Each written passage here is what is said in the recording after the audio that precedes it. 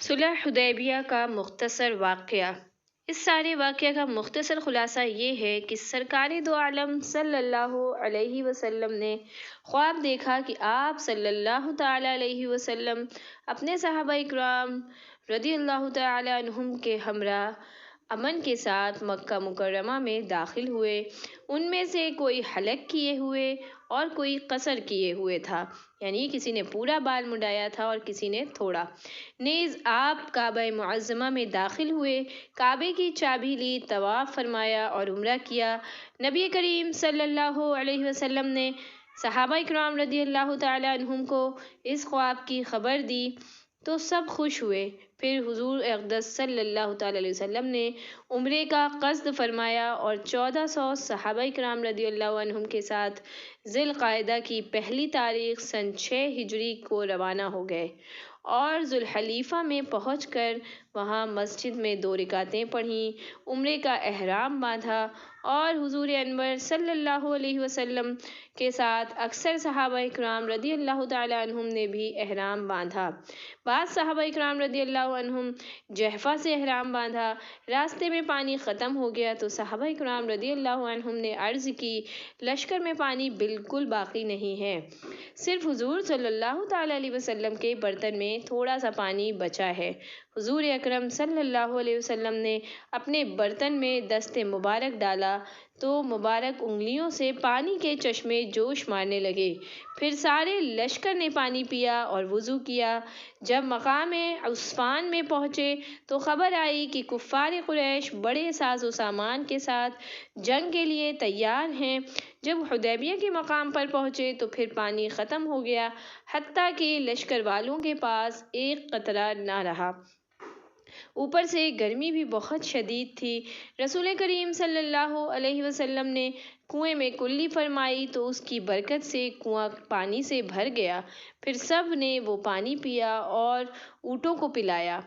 یہاں کفار قریش کی طرف سے حال معلوم کرنے کے لیے کئی شخص بھیجے گئے اور سب نے جا کر یہی بیان کیا کہ حضور اقدس صلی اللہ علیہ وسلم عمرہ کے لیے تشریف لائے ہیں، جنگ کا ارادہ نہیں رکھتے۔ لیکن انہیں یقین نہ ہوا تو آخر کار انہوں نے عروہ بن مسعود ثقفی کو حقیقت حال جاننے کے لیے بھیجا۔ یہ طائف کے بڑے سردار اور عرب کے انتہائی مالدار شخص تھے۔ انہوں نے آ کر دیکھا کہ حضور انور صلی اللہ علیہ وسلم کے دست مبارک دھوتے ہیں تو صحابہ اکرام رضی اللہ عنہم تبرک کے طور پر غسالہ شریف حاصل کرنے کے لیے ٹوٹ پڑتے ہیں۔ اگر کبھی لعاب دہن ڈالتے ہیں تو لوگ اس کو حاصل کرنے کی کوشش کرتے ہیں اور جس کو وہ حاصل ہو جاتا ہے وہ اپنے چہرے اور بدن پر برکت کے لیے مل لیتا ہے۔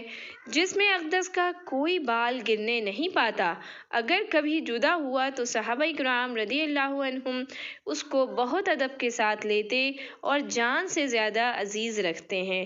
جب حضور پر نور صلی اللہ تعالی علیہ وسلم کلام فرماتے ہیں تو سب خاموش ہو جاتے ہیں۔ حضور اکرم صلی اللہ علیہ وسلم کے ادب اور تعظیم کی وجہ سے کوئی شخص اوپر کی طرف نظر نہیں اٹھا سکتا۔ عروہ نے قریش سے جا کر یہ سب حال بیان کیا اور کہا، میں فارس، روم اور مصر کے بادشاہوں کے درباروں میں گیا ہوں، میں نے کسی بادشاہ کی یہ عظمت نہیں دیکھی جو محمد مصطفیٰ صلی اللہ علیہ وسلم کے اصحاب میں ہے۔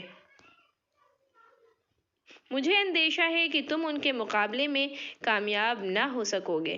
قریش نے کہا، ایسی بات مت کہو، ہم اس سال انہیں واپس کر دیں گے، وہ اگلے سال آئیں۔ عروہ نے کہا، مجھے اندیشہ ہے کہ تمہیں کوئی مصیبت پہنچے گی۔ یہ کہہ کر وہ اپنے ہمراہیوں کے ساتھ طائف واپس چلے گئے اور اس واقعہ کے بعد اللہ تعالیٰ نے انہیں مشرف باسلام کیا۔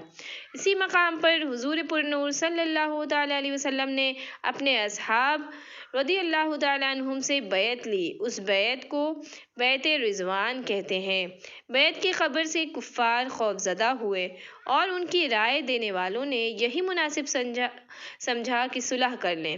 چنانچہ صلح نامہ لکھا گیا اور آئندہ سال حضور اقدس صلی اللہ علیہ وسلم کا تشریف لانا قرار پایا گیا اور یہ صلح مسلمانوں کے حق میں بہت نفع مند ہوئی، بلکہ نتائج کے اعتبار سے فتح ثابت ہوئے۔ اس لیے اکثر مفسرین فتح سے صلح حدیبیہ مراد لیتے ہیں، اور بعض مفسرین وہ تمام اسلامی فتوحات مراد لیتے ہیں جو آئندہ ہونے والی تھیں، جیسے مکہ، خیبر، حنین اور طائف وغیرہ کی فتوحات، یعنی فتح مکہ اور ساری فتوحات۔ اس صورت میں یہاں فتح کو ماضی کے صیغے سے اس لیے بیان کیا گیا کہ ان فتوحات کا وقوع یقینی تھا۔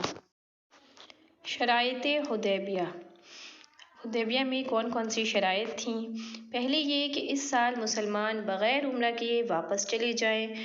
دوسرے، اگلے سال عمرہ کرنے آئیں تو صرف 3 دن قیام کر کے واپس لوٹ جائیں۔ تیسرے، ان تینوں دنوں اہل مکہ خانہ کعبہ میں داخل نہیں ہوں گے۔ چوتھی، اگلے سال جب مسلمان حج پر آئیں بغیر ہتھیار کے آئیں۔ پانچویں، کافروں سے کوئی مدینہ جائے تو اس کو واپس کیا جائے، اور مسلمان اگر مکہ آئے تو واپس نہ کیا جائے۔